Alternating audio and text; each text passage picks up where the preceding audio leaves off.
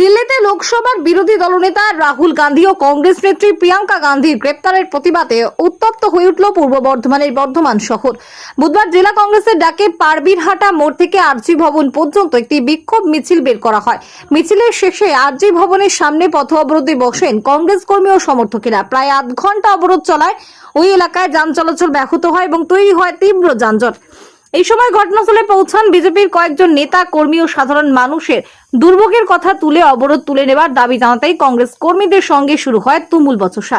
পরিস্থিতি উত্তপ্ত হয়ে উঠলে বর্ধমান থানার বিশাল পুলিশ বাহিনী হস্তক্ষেপ করে। পুলিশ কংগ্রেস কর্মীদের রাস্তা থেকে টেনে হিচড়ে সরিয়ে দেয়। এরপরই অবরোধ উঠে গেলে স্বাভাবিক হয় যান চলাচল। জেলা আইএনটিটিইউসি সভাপতি গৌরব সমাদ্দারের অভিযোগ, দিল্লিতে সম্পূর্ণ অগণতান্ত্রিকভাবে রাহুল গান্ধী এবং প্রিয়াঙ্কা গান্ধীকে গ্রেপ্তার করা হয়েছে এবং বিরোধী কণ্ঠস্বর দমন করতে এই পদক্ষেপ নেওয়া হয়েছে। তাদের অবিলম্বে নিঃশর্ত মুক্তির দাবি জানানো তিনি। অন্যদিকে জেলা বিজেপি নেতা সুমিত দত্তের দাবি, গণতান্ত্রিক দেশে আন্দোলনের অধিকার থাকলেও নিয়ম মেনে তা করতে হবে। কংগ্রেসের অবরোধের জেরে স্কুল পড়ুয়া এবং সাধারণ মানুষ চরম ভোগান্তির শিকার হন বলেই তারা রাস্তা স্বাভাবিক করার চেষ্টা করছিলেন। এই ঘটনাকে ঘিরে পূর্ব বর্ধমান রাজনৈতিক চাপান্তর আরো তীব্র হয়েছে। এখন দেখার এই ইস্যুতে আগামী দিন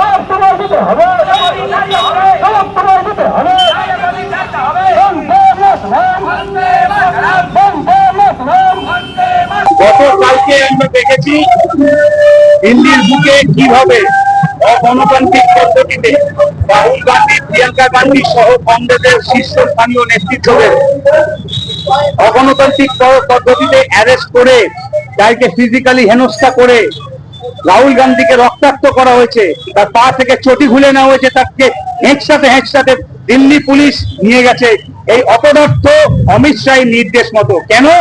রাহুল গান্ধীরা, প্রিয়াঙ্কা গান্ধীরা এই দেশের যারা ভবিষ্যৎ নিট পরীক্ষায় উত্তীর্ণ, তাদের প্রশ্নপত্র ফাঁস হচ্ছে, সেই কারণে তারা রাস্তায় নেমেছিল।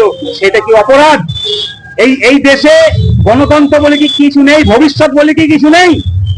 সেই ভবিষ্যতের জন্য, দেশের ভবিষ্যতের জন্য, যে কারণের জন্য আজকে নিট পরীক্ষার্থী উত্তীর্ণরা সুইসাইড পর্যন্ত করেছে, তার দাদারা, তার পরিবার পরিজনরা গলায় সেই বাচ্চা 20-21 বছরের ছেলেদের ছবি নিয়ে তারা এসছে, উই ওয়ান্ট জাস্টিস ফর ইয়াস। তারা সুইসাইড করেছে কি না, তারা 15 ঘন্টা 16 ঘন্টা পড়াশোনা করার পর যখন সকালবেলা উঠে শুনছে যে তাদের পরীক্ষাটাই বাতিল হয়ে গেছে, সেই জন্য রাহুল গান্ধী, প্রিয়াঙ্কা গান্ধী রাস্তায় নেমেছিল যুবকদের সাথে, ছাত্রছাত্রীদের সাথে, তাকে অগণতান্ত্রিক পদ্ধতিতে অ্যারেস্ট করেছে। তারপর প্রতিবাদ জানিয়ে আজকে আমরা বর্তমানের পারবীরহাটায় রাস্তা অবরোধ করলাম।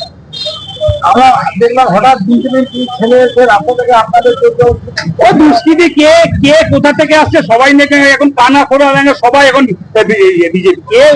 কে বিজেপি আর কে কি আমরা জানি না।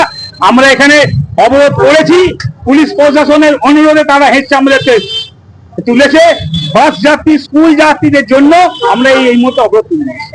ধরুন যদি কেউ অ্যারেস্ট না হয় কালকের ঘটনায়, পরবর্তী কর্মসূচি আমরা বারংবার যদি অ্যারেস্ট, এর আগেও আমরা বর্ধমানে ঘটনা ঘটেছে, দিল্লিতেও হয়েছে, যদি প্রশাসন পুলিশ স্টেপ না নেয় আমরা আবার বর্ধমানের রাজপথ, কোথাও ভারতবর্ষ গিয়ে আজকে কর্মসূচি হচ্ছে, আমরা আবার রাজপথ বৃহত্তর আন্দোলনে অবশ্যই। এর আগেও নেমেছে, আবারও নাম। গৌরব জেলা আইন